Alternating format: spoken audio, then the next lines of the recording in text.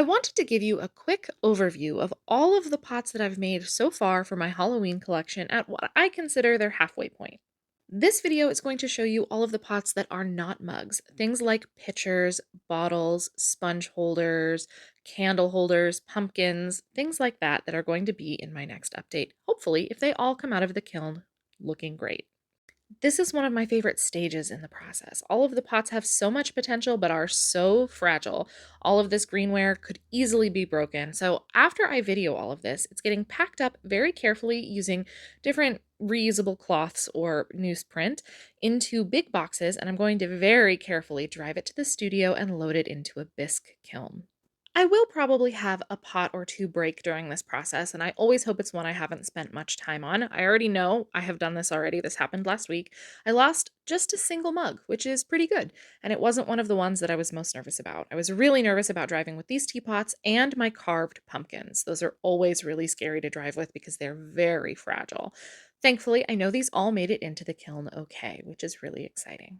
A bisque firing is the first firing process that is typically done in ceramics. It takes things that are made out of clay and transforms that clay into ceramics, something that will not break down when water is added.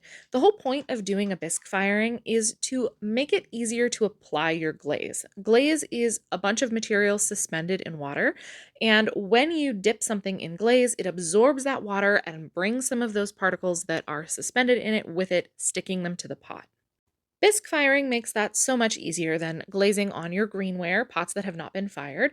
So I do it for almost all of my work, but I do know lots of people who single fire and it does work really well. I just don't risk it if it's something I've spent a lot of time on. So I am so excited that I was able to finally get all of these pots for my Halloween collection to the studio to be bisqued.